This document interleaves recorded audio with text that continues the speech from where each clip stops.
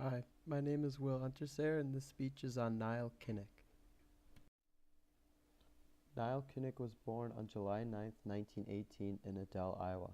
He was a star athlete in football and basketball at Adel High School for 3 years before the family moved to Omaha, Nebraska after his junior year.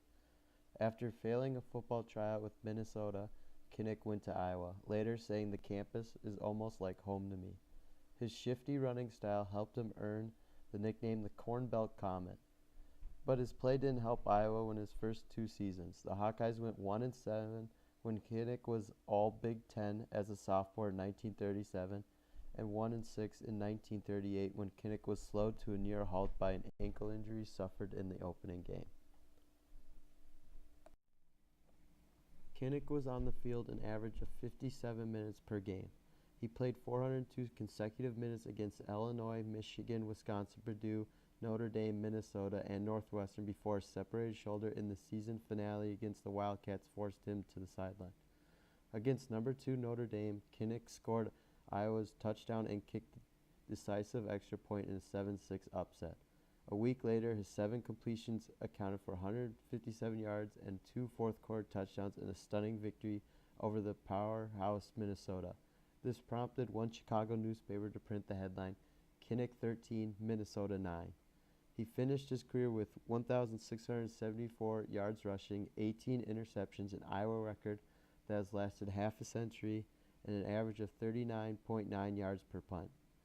Kinnick's celebrity became so strong, he was named 1939's top male athlete in the country by the Associated Press. The honor was particularly noteworthy considering his competition included Joe DiMaggio, Joe Louis, and Brian Nelson. Kinnick is also famous for his Heisman Trophy speech given, which I will show a clip of. On December 6, 1939, Nile Kinnick was presented with the Heisman Trophy. His words that evening still echo more than 70 years later. It seems to me that everyone is letting their superlatives run away with them this evening, but nonetheless, I want you to know that I'm mighty, mighty happy to accept this trophy this evening. Finally, if you will permit me, I'd like to make a comment which in my mind is indicative perhaps of the greater significance of football and sports emphasis in general in this country, and that is, I thank God I was warring on the gridirons of the Midwest and not on the battlefields of Europe. I can speak confidently and positively that the players of this country would much rather struggle and fight to win the Heisman Award than a croix de guerre. Thank you. His speech at the dinner in New York City was the greatest speech any athlete has ever made in that situation. In August 1941, Kinnick decided war was imminent and joined the Naval Air Corps Reserve. While waiting to be called to active duty, he was an assistant coach for Iowa that fall. On December 4th, 3 days before Pearl Harbor, he reported for duty. Kinnick stated, "There is no reason in the world why we shouldn't fight for the preservation of our chance to live freely. No reason why we shouldn't suffer to uphold that which we want to endure. May God give me the courage to do my duty and not falter." On June 2nd, 1943, Kinnick was flying a training mission from the USS Lexington off the coast of Venezuela when he experienced engine problems. Rather than try a dangerous landing on the Lexington and endanger personnel, he attempted an emergency landing into the Caribbean, where he passed away. While the war ended, there was a considerable sentiment to rename Iowa Stadium in honor of UI's fallen hero. But Kinnick's father wasn't comfortable with that idea. He said many UI students had lost their lives in the war, and putting one person's name on the stadium was not appropriate. Without Mr. Kinnick's support, the momentum for a name change faded, and for the next 25 years the Hawkeyes continued to play in Iowa Stadium. Then Gus Schrader went into action.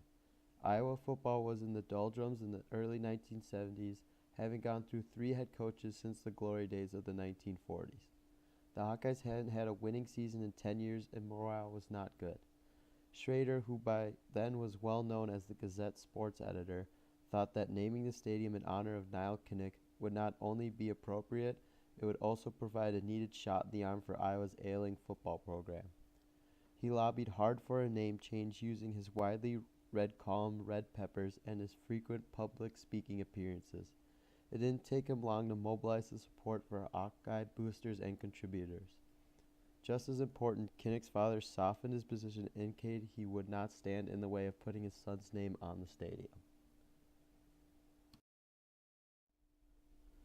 Nile Kinnick's name certainly has stood the test of time.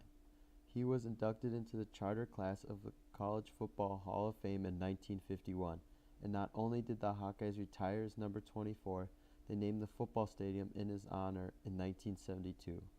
Part of the appeal of college football is the lure, and no legend at Iowa is bigger than that of Nile Kinnick. The 20-foot-tall bronze statue of Kinnick, the star of Iowa's Ironman team of 1939, does not depict him in a football uniform, just everyday trousers and a jacket. He is carrying several books.